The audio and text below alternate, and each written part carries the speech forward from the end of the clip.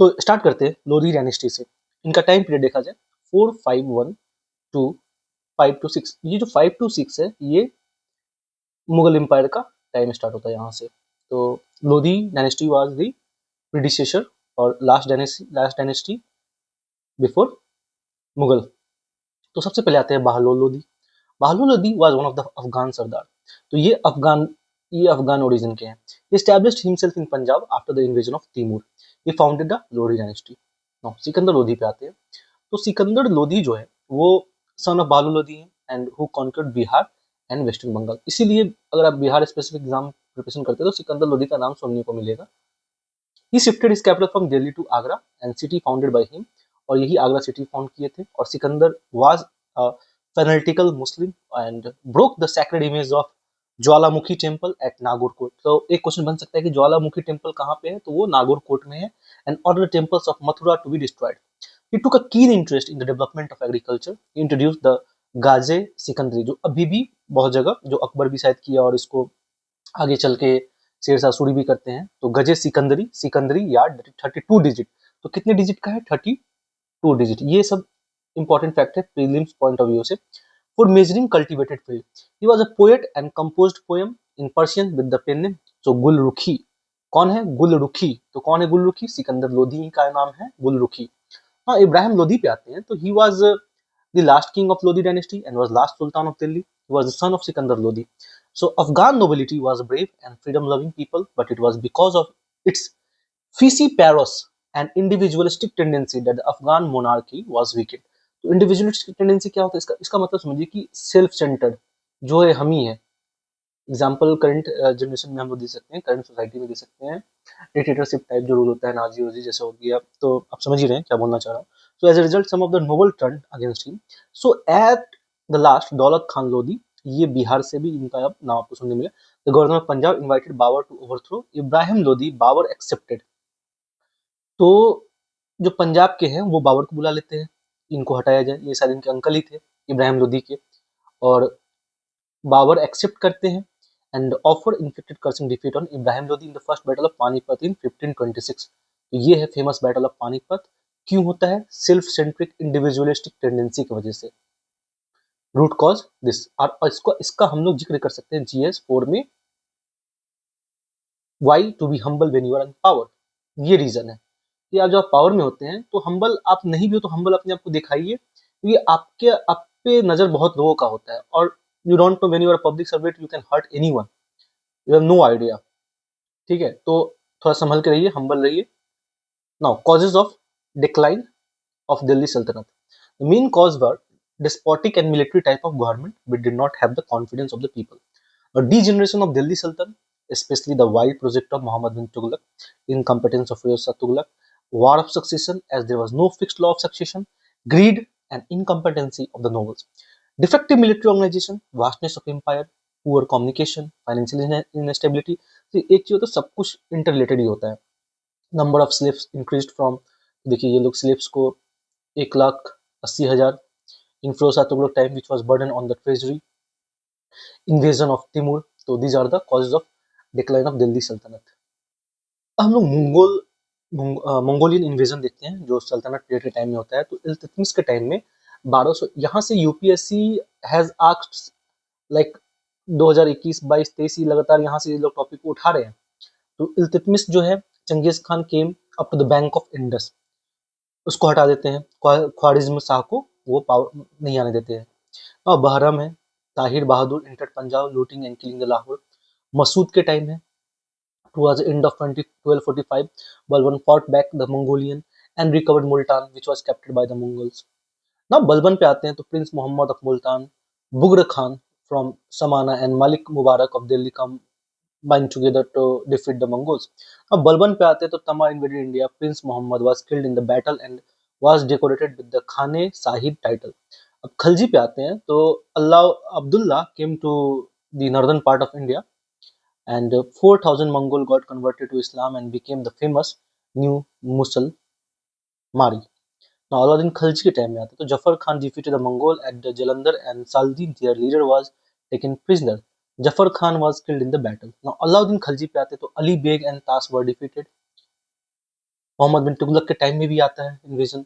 तो Tarmashirin Khan and was able to reach the outskirt of Delhi but was defeated by Mohammad bin Tughlaq. तो यहाँ कौन है? तरमासरीन खान, ठीक है, ये दिल्ली के आउटस्कर्ट पहुंच गए but was defeated by the Mohammad bin Tughlaq. तो इनके टाइम में भी हुआ है। तो अब एडमिनिस्ट्रेशन को देखते हैं। The Turkish Sultan in Delhi declared himself lieutenant of the faithful, that is of the Abbasid Caliphate of Baghdad, and included his name in the khutbah. It did not mean that the Khalifa became the legal ruler. The Khalif had only a moral position. जैसे president moral position पे है तो उसी तरह इनका खलीफ बना हुआ था। A political and legal military authority was vested in the Sultan. He was responsible for administration and was also the commander-in-chief of the military forces. No clear law of succession developed among Muslims. तो ये चीज याद रखना है कि ये हम लोग देख सकते हैं, ये फिल्म का क्वेश्चन बनता है कि क्लियर लॉ ऑफ सक्सेशन वहां पे नहीं था, ठीक है, कि इनका बेटा का बेटा वो बनेगा, ऐसा नहीं था। Thus military strength was the main factor in the succession of the throne. Clear law of succession नहीं था, कोई भी बन जा रहा था। और सेंट्रल एडमिनिस्ट्रेशन पे आते हैं, यहाँ से काफी क्वेश्चन बनता है। This is very important, let me mark it. So Diwan-e Wazarat, department of finance, Wazir. Arz, A for army, तो मिलिट्री डिपार्टमेंट। अर्ज मुमालिक, दीवाने इंसा, कॉरेस्पॉन्डेंस, तो इंसा कॉरेस्पॉन्डेंस। दाबीर मुमालिक, दीवान रियासत जो है दाबीर मुल्क। दीवान मुस्तखराज, मुस्तखाराज तो फाउंडेड अलाउद्दीन फाउंड किए थे, डिपार्टमेंट ऑफ एरियर्स, और इसको रेवेन्यू भी बोल सकते हैं। नाउ दीवान रियासत तो commerce, founded by Alauddin Khilji. Diwan Kohi, founded by Mohammad bin Tughlaq. Diwan Bandagan, founded by Firoz Shah Tughlaq. तो ये तो बंदगान है, तो बंदी बनाया हुआ है, तो डिपार्टमेंट ऑफ स्लेव ऐसे क्रिएट कर सकते हैं। और बंदी कौन बनाया सबसे ज्यादा, किसके टाइम में था? 1,80,000 आप स्लेव्स किसके टाइम में देखे थे? तो वो था FST, यंग बॉय हैंडसम बच्चा लोग को ये उठा कर ले आते थे अपने स्लेव डिपार्टमेंट में। तो ऐसा ऐसा क्रेडिट है इन लोगों के ऊपर। तो एक दीवान खैरात भी है, फाउंडेड बाय फिरोज शाह तुगलक। और दीवान इंस्तियाक जो है डिपार्टमेंट ऑफ पेंशन है, फाउंडेड बाय फिरोज शाह तुगलक। तो ये सब कुछ अच्छा वर्क भी किए हैं ये लोग। और एडमिनिस्ट्रेटिव डिवीजन पे आते हैं, यहाँ से क्वेश्चन बन चुका है और अभी भी आता है, बार बार आता है। ये है क्या? इक्ता। इक्ता क्या है? तो एक प्रोविंस होता है और उसका हेड को होता है मुफ्ती या वली। सिख मतलब होता है डिस्ट्रिक्ट, जिसका हेड होता है सिकंदर। परगना जो होता है वो चौधरी यानी अमीर। अभी भी 24 परगना आपको वेस्ट बंगाल में देखने को मिलता है। तो 24 परगना क्या होता है? ये is a group of village. ग्राम मतलब विलेज होता है, तो मोहम्मद मुकद्दम और खूत, खूत ये दो जो है ये दे आर विलेज हेड में। तो अब ये बहुत सारे एग्जाम में आ चुका है ये क्वेश्चन, ये हेड कौन है। और ये सीक्वेंस से पूछ देते हैं, इक्ता सिख परगना ग्राम। इक्ता सिख परगना ग्राम क्या है? फिर से बोलते हैं, इक्ता सिख परगना ग्राम। इक्ता सिख परगना ग्राम। तो इक्ता हो गया प्रोविंस मतलब state, considered it Uttar Pradesh. ये आपका हो गया सिख डिस्ट्रिक्ट, तो मान लीजिए इलाहाबाद या वाराणसी, कानपुर जो भी है। परगना में आते हैं तो इट्स ग्रुप ऑफ विलेज, जैसे कि अब डिवीजन होता है। नाउ ग्राम हो गया आपका ब्लॉक, ग्राम लेवल पे ब्लॉक बोलिए या आपका छोटा सा गांव जो भी है, तो उसका जो हेड ऐसे बनाते हैं ना। आर्ट एंड कल्चर पे आते हैं, तो under Delhi Sultanate the new feature brought by the Turkish conqueror were the dome shift, ऐसे इनके टाइम में ही डोम शिफ्ट आया है। फिर आता है लॉफ्टी टावर्स, ये बड़ा बड़ा पिलर जो टावर बनता है, कुतुब मीनार, मीनार को टावर बोलते हैं। द ट्रू आर्क, एक आर्क ऐसे जो बनाया था अलाई दरवाजा जो आप देख सकते हैं, अनसपोर्टेड बाय बीम। यहाँ बीम का कॉन्सेप्ट नहीं था, बीम टेरिबिएटेड बीम ये सब मॉडर्न टाइम में था, लेकिन बीम का कॉन्सेप्ट इनका नहीं था ना। वॉल्ट है। They also brought with them the expert knowledge of the use of concrete and motor which had hitherto been little used in India. Now, the Adhai Din का झोपड़ा जो था अजमेर में has a beautiful prayer hall and exquisitely carved mehrab of white marbles and a decorative arc screen. तो white marble से बना हुआ है। The first example of true or Bosworide arc is said to be the tomb of Ghiyasuddin Balban. तो बलबन का है कौन सा ट्रू आर्क, और ये कौन सा है? मेहरुली दिल्ली में। तो first example of this true arc, आप ये क्वेश्चन बनता है कि first example of true arc किसका है? तो ये बलबन का है। दिस इज इंपॉर्टेंट, ये मैंने बहुत सारे मॉक टेस्ट में ये क्वेश्चन अपीयर किया है। सो बलबन का है, it is true arch. Now अब आते हैं हम लोग all famous examples tomb of Hazrat Nizamuddin Auliya at Delhi. तो ये क्या? In Khilji period the use of this arc and dome was established, and for all the famous example tomb of हजरत निजामुद्दीन औलिया। और तुगलक बिल्डिंग जो है so start simplicity and sobriety, probably indicating less financial resource as well as puritanical taste. Sloping walls and a dark appearance characterize the building. Some notable Tughlaq monuments were the fort of Tughlaqabad, the tomb of Ghiyasuddin Tughlaq, which marked a new phase in Indo-Islamic architecture by serving as a model for later tombs, and the fort of Adilabad. Now, the Sayyid period was too short to allow construction of elaborate building. The construction of double domes was the main feature of Lodi architecture. तो देखिए double डोम का जो आता है ये single डोम double डोम, तो double डोम का जो आपका जो कॉन्सेप्ट है वो this signifies the Lodhi architecture, Lodhi. ठीक है, one building worth nothing, the Moti ki Masjid erected by खड़ा किया गया by prime minister of Sikandar Lodhi. तो double dome contributed to Lodhi. See I have written numerous time. Now अब इस पे आती है ये बुक, यहाँ से क्वेश्चन बनता है। तो ताकि के हिंद जो है वो लिखा गया अल बिरूनी के द्वारा। Al Biruni was an Arabian scholar who wrote about the slave dynasty.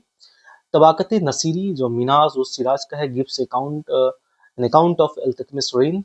और लैला मजनू अमीर खुसरो ने लिखा, court poet of Alauddin Khalji. Treasure of victory Amir Khusrau के द्वारा लिखा गया, describe the conquest of Alauddin Khalji. Tughlaq Nama Amir Khusrau gives account of Ghiyasuddin Tughlaq. Nuh Sipihr अमीर खुसरो ने लिखा, poetic description of Alauddin Khilji. फतवा है जहांगीरी जंदारी जो है ये जियाउद्दीन बारनी का है, gives account of Tughlaq dynasty. तो ये दोनों देखिए, ये भी तुगलक का दे रहा है डिस्क्रिप्शन, ये भी दे रहा है, तो ये थोड़ा याद रखना, ये बारनी है। और फिरोज शाही ये भी बारनी है, अकाउंट ऑफ फिरोज शाह। और तारीख फिरोज शाही, तो ये फिरोज शाह खुद भी एक अपना लिखे हैं। और अब आते हैं हम लोग, बुक हो गया, अभी और कुछ बुक बचा है ना। किताब तहकीक तो अबाउट इंडियन साइंसेज पे है, अल बिरूनी के द्वारा। Masudi Al Biruni about astronomy. Jawahar fil Jawahir Al Biruni about mineralogy. Qamus है Firozabadi Arabic words word dictionary. Taj ul Maasir Hasan Nizami, तो ये आया हुआ है एग्जाम में पीवाई। तो एग्जाम में आया हुआ है ताज उल माथिर हसन निजामी का history of Ilbaris the slave dynasty. Chachnama, Chachnama जो है चाचनामा, ये अबू बकर कुफी, लेकिन ये एक्चुअली कुफीड नहीं है, ये पर्शियन ट्रांसलेशन था हिस्ट्री ऑफ सिंध रीजन।